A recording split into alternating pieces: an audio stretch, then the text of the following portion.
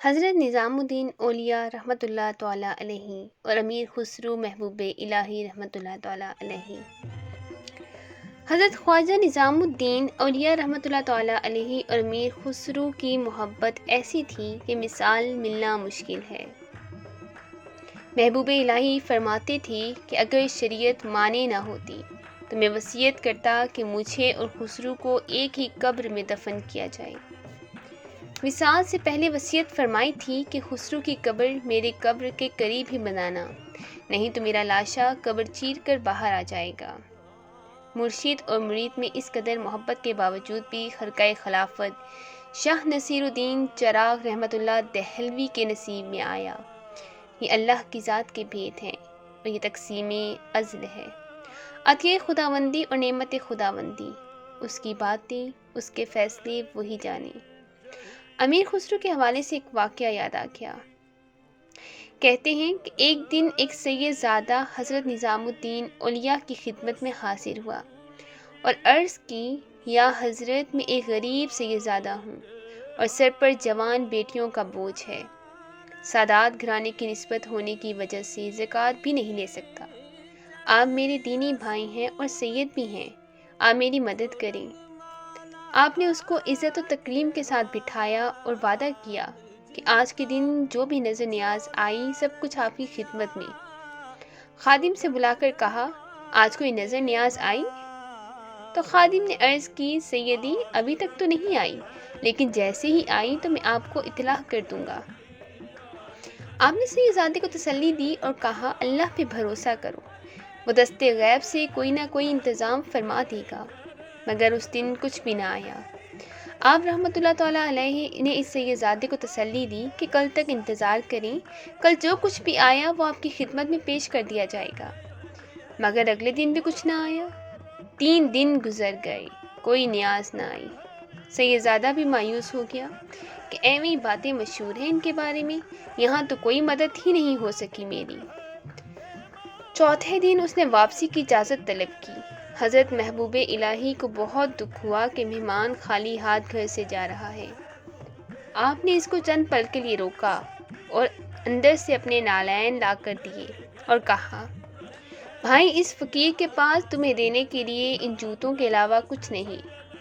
واضح رہی کہ آپ رحمۃ اللہ تعالیٰ علیہ کے جسم پر جو لباس تھا وہ پیون سے بھرا ہوا تھا۔ جوتوں میں تھوڑے کم پیون تھے، اس لیے سید زادی کی خدمت میں پیش کر دیے۔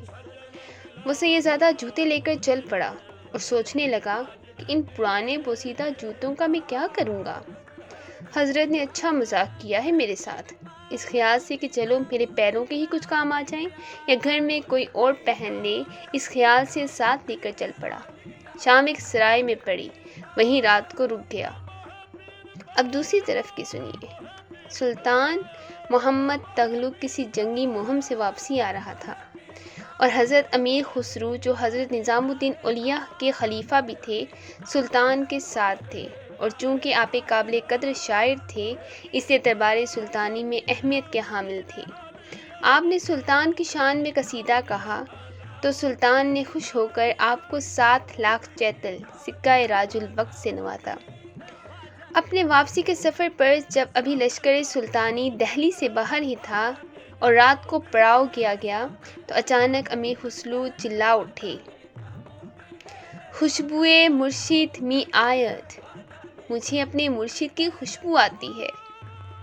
مصاحب بولے، امیر حضرت محبوب الہی تو کیلوگری میں ہیں جو دہلی سے کافی دور ہے، تو آپ کو ان کی خوشبو کیسے آ گئی؟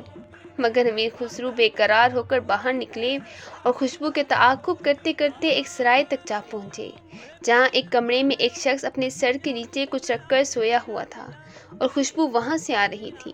آپ نے اس کو جگایا اور پوچھا، تم حضرت نظام الدین کی خانگاہ سے آ رہے ہو کیا؟ تو وہ آنکھیں ملتا ہوا بولا، ہاں۔ آپ نے اشتیاق سے پوچھا، کیسے ہے میرے مرشد؟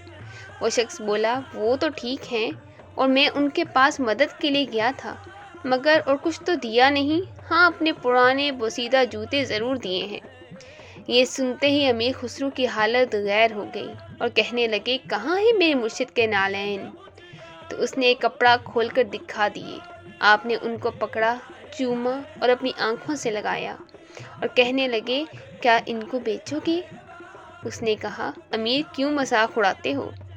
امیر خسرو بولے مذاق نہیں، میرے پاس اس وقت 7 لاکھ چیتل ہیں، وہ لے لو، مگر مجھے میرے مرشد کا اعلان پاک دے دو۔ اگر چاہو تو دہلی چلو، اتنی ہی رقم اور دے دوں گا۔ تمہیں 7 لاکھ چیتل کا سن کر وہ چکرا گیا اور بولا نہیں، بس میرا تو چند ہزار سے گزارا ہو جائے گا۔ مگر امیر خسرو نے زبردستی اس کو 7 لاکھ چیتل دیے اور ساتھ میں سپاہی اور تحریر دے دی تاکہ کوئی اس پر شک نہ کرے۔ اور پھر امیر خسرو اس حالت میں خانگاہ مرشد میں داخل ہوئے کہ جوتے اپنی دستار میں لپیٹ رکھے تھے اور سر پر رکھے پڑھے چلے آ رہے تھے اور زاروں قطار رو رہے تھے۔ حضرت نظام الدین اولیاء نے مسکراتے ہوئے پوچھا خسرو ہمارے لیے کیا لائے ہو؟ امیر نے جواب دیا سیدی آپ کے نالین لایا ہوں۔ بعض حوالوں سے یہ بھی تحریر ہے کہ مرشد نے خسرو کو دیکھتے ہی فرمایا تھا کہ خسرو بہت نفع کا سودا کر کے آئے ہو، کتنے میں خریدے؟ حضرت نظام الدین اولیاء نے استفسار کیا 7 لاکھ چیتل۔ امیر نے جواباً عرض کی بہت ارزاں لائے ہو۔ محبوب الہی مسکراتے ہوئے بولے جی سیدی 7 لاکھ چیتل تو بہت کم ہے، اگر وہ سید زادہ میری جان بھی مانگتا تو جان دے کر نالین مرشد حاصل کر لیتا۔ یہ تھی ان کے اپنے مرشد سے محبت۔ حضرت نظام الدین اولیاء کا مقام معرفت جس کی وجہ سے ان کو محبوب الہی کہا جاتا ہے۔ اللہ کی ہر بات میں ہر کام میں مصلحت ہے، بہانے ہیں اس کی رحمت کے۔ انسان بہت جلد باز ہے، ہر کام جس چل جاتا ہے، اپنی مرضی سے چاہتا ہے اور وقت سے پہلے چاہتا ہے، مگر اللہ پاک کی ذات تمام عیوب سے پاک ہے اور وہ بہانے سے انسان کو نوازتی ہے۔ وہ تو محبوب الہی کے نالین تھے، مگر میری جان قربان ہو ان صحابہ کرام رضوان اللہ تعالی علیہم اجمعین پہ جنہوں نے نالین مبارک سر پہ سجائے رکھے۔ حضرت عبداللہ ابن مسعود رضی اللہ تعالیٰ عنہ آپ صلی اللہ علیہ وآلہ وسلم کے نالین مبارک کو بازوؤں میں لے کر سینے سے لگائے رکھتے۔ یہی ان کی عادات مبارکہ تھی کہ آقا کریم رسول اللہ صلی اللہ علیہ وسلم جب وضو وغیرہ کے لیے نالین اتارتے تو حضرت عبداللہ ابن مسعود رضی اللہ تعالیٰ عنہ انہیں سینے سے لگائے رکھتے۔ اس کو نہ ملی منزل معراج کی راہیں جو تیرے نقش کف پات تک نہیں پہنچا۔ اللہم صلی علی محمد وعلی آلہ وصحبہ اجمعین برحمتک یا ارحم الراحمین۔ یہ تھی ان کے اپنے مرشد سے محبت اور حضرت نظام الدین اولیاء کا مقام معرفت جس کی وجہ سے ان کو محبوب الہی کہا جاتا ہے۔ دراصل یہ واقعہ میرے ذہن میں تب آیا جب میں یہ شعر پڑھ رہی تھی جو سر پہ رکھنے کو مل جائے نالین پاک حضور، جو سر پہ رکھنے کو مل جائے نالین پاک حضور، تو پھر کہیں گے ہاں تاجدار ہم بھی ہیں۔ جب اولاد رسول کے نالین کی اتنی قیمت اور وقت ہے تو میرے پیارے آقا رسول اللہ صلی اللہ علیہ وسلم کے نالین پاک کی کیا ہی بات ہوگی۔